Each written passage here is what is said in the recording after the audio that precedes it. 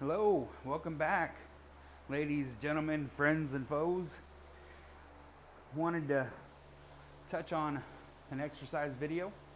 Um, we're going to go over a couple of things. Before I get into that video, though, an update on the workout area. We're going to be getting some paint here in the next week to get rid of some of the flood damage stains that are here and getting some workout mats and things like that. Just slowly progressing on getting the workout area a little bit better. Hopefully the audio is acceptable for you guys in the video and stuff. If it's ever too quiet, too low, anything like that, you have any if you have anything you want me to fix, just leave a comment. Let me know something that's not satisfactory or something.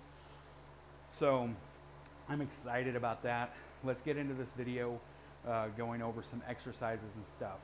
I've gotten a few comments and a few requests to do things who are even more immobilized, that are either bedridden or have difficulty even standing for any time, and that's completely understandable. So we're going to back up just a little bit. All the exercises that I'm going to show you today can be done laying down as well. I don't want to lay down on this cold floor, so I'm not going to do those laying down, but hopefully you can get visually by what I'm showing, especially in a seated position, that some of these will work just fine laying down. Standing up against a wall with your back to a wall, you can do most of these exercises I'm going to show you today. So there's always a few options you can do.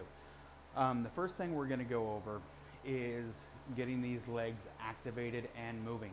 Okay, so there's a few exercises you can do on just normal, as you're laying down, leg lifts, bending that knee up, lifting it down, all that stuff. But that's nowhere near as fun as where if you have something like a workout band. These bands are supersized rubber bands. They come in packs of like 4 or 5 different widths. So this one's a 1/2 inch wide, 3/4 of an inch wide, and they come thinner than this and a little thicker. The thicker the band, the more resistance. The thinner, the less resistance. I'll try and leave a link below to the ones that we have here. These are not the most expensive ones out there. These may be some of the cheaper options with the best reviews, because that's usually how I do things. I don't like to spend a lot of extra money, but I like to spend my money on something that at least has some good reviews or some good quality or something that I've used before. That's the kind of stuff I'm going to try sharing with you the best that I can. They are affiliate links, so I will get a 1% kickback, and I appreciate it. So it will help the channel. Anything that I ever earn off of it, that way I let you know that that's what it is, and it will just go into things like equipment here, video equipment, just making things better for a better production. So anyways, enough blabbering, let's get into it. First thing we're gonna do is I'm gonna put the ball of my foot, and I like doing these barefoot. It's gonna give you some more mobility, a little bit better feeling, things like that. So I put that under the front ball of my foot so I have good leverage. I don't want it all the way out at my toes because it'll kind of have a extra strain. But first thing we're gonna do is just pull some tension and relax a little bit and feel that calf muscle stretch. If you feel the rubber band slipping, exercise band, whatever you want to call it, move it down a little bit and get a nice stretch on that calf muscle. Then just push straight down. That's all you're doing, is pointing that toe straight down. Like I said, this works in bed, this works here. If you're seated or if you're in bed, if you can raise that leg up just a little bit off of the ground, that'd be perfect. Okay, now I have a leg straight. I can feel that push, and just holding there a second, I can start feeling it in my hip a little bit. I can feel it in my foot. I can feel it in my calf. I can feel it in my quad. So things are starting to wake up. Now just rotate that foot just kind of in and then out. In, out. While I'm keeping that pressure down, now I'm going to bring it back, relax, and stretch that calf muscle. And then again. And we're just rotating that back and forth. I'm going to readjust my band a little bit. Another thing you can do while you're here after you get things warmed up, Let's go ahead and raise that knee up. If you're laying down, you'll get some more core work going on here too. So kind of fixate your eyes looking up slightly, just to kind of keep that core a little straight. Concentrate on getting those shoulders back. Concentrate on that breathing. Bring that knee up, core tight, looking up, and just push out.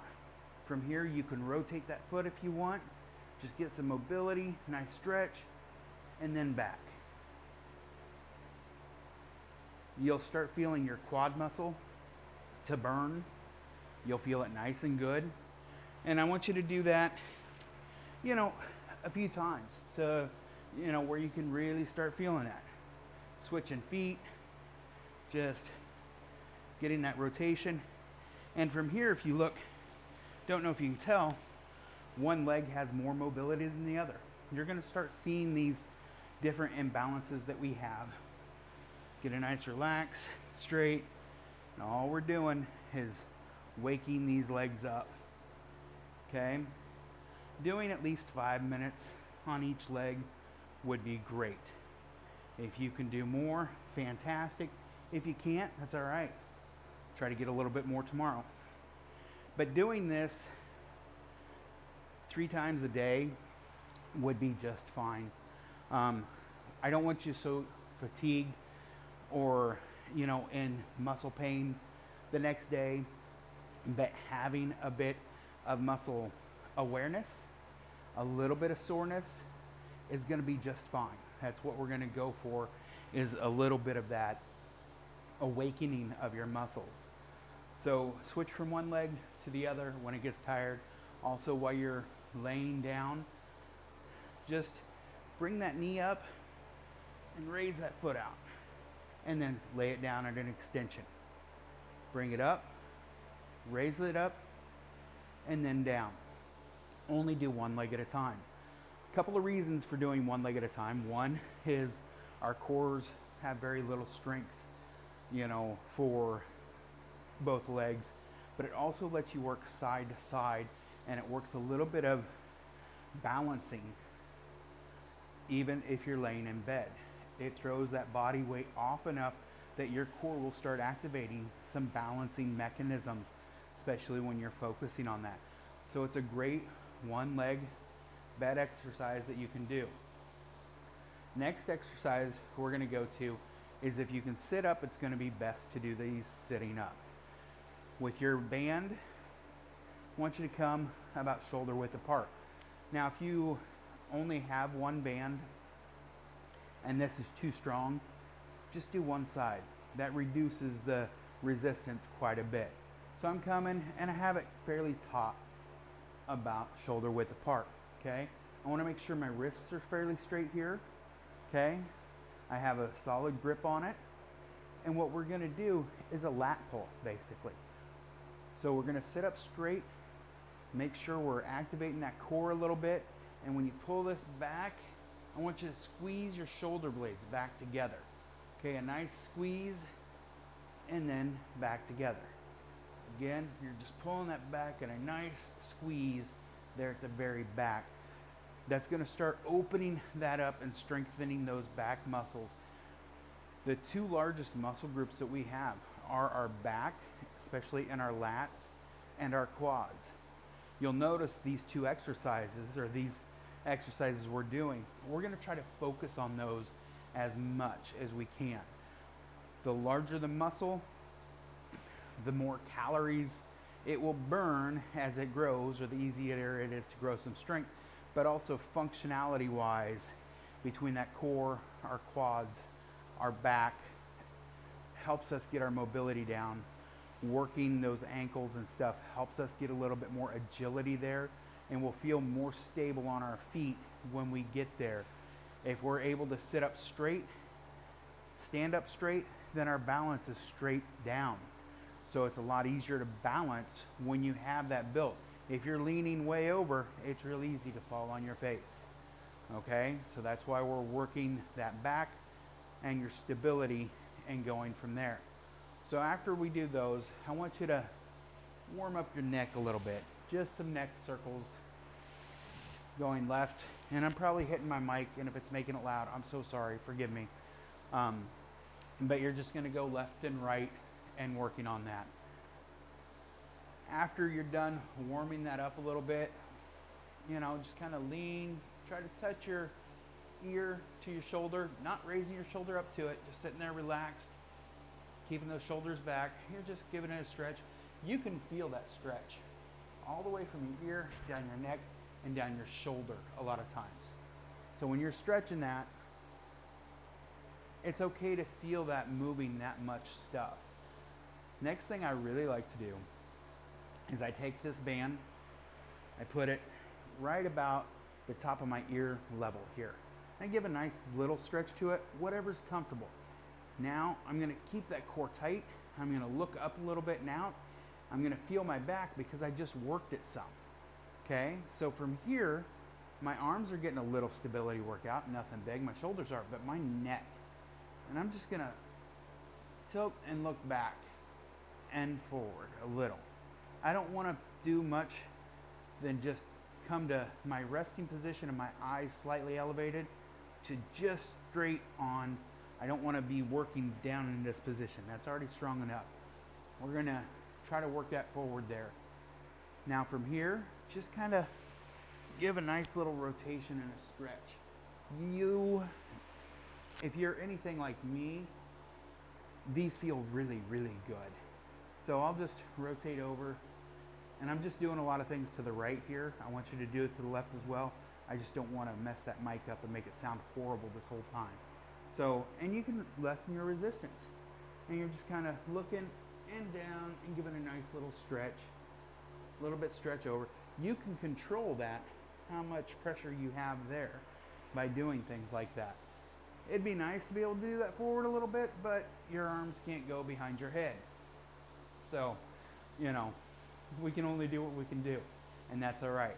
Another thing I like to do that's a nice stretching motion is just taking this band, pulling it above your head, okay, depending on how much pressure you have. If your shoulders are weak, go ahead and get a lighter band, or even less. I'm gonna flip that behind my head here. And then just down. You're just working those shoulders a little bit. And it feels nice. Again, you're keeping that core tight. You're keeping your head elevated slightly. You don't want too much resistance because you do not want these shoulders going too far back. That'll get into your rotator cuff and stuff. This is just a movement, a stretch. It shouldn't be too strenuous to do. From here, you can also kind of pull that down. This can be done with a belt, with a rope, with all kinds of things. So as you pull that down, you can start feeling that shoulder stretch out. Again, keep an eye on your core. Keep that nice and tight. Know what you're pulling there. Just do those few things a few times a day. Like I said, I don't want you sore tomorrow, but I want you to feel it. Being sore where you can't move, you definitely overworked. Make sure you're staying hydrated. Make sure you're concentrating on your breathing. Make sure you're keeping those shoulders back, and just keep moving forward. If you can watch this video, then you can progress. If you've been stuck in that bed for a while, you can progress. You can get out of that bed, okay? If you're stuck in a walker, we can get you feeling and moving better, but it's gonna take some work. It's not gonna be easy. It is a decision. You have to get your focus going, and you have to have the reason why you wanna be motivated. You know, sometimes knowing the why you wanna do things is as much motivation as anything else. So why do you wanna be moving? Why do you wanna be doing things? It's, you know, I'll be here with you the whole time to help get you moving. If you need extra support, just leave a comment. If you have any questions, leave a comment. If you have any concerns, leave a comment.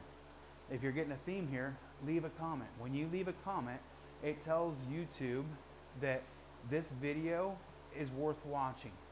It'll let other people see the video easier. If you give it a like, the same thing happens.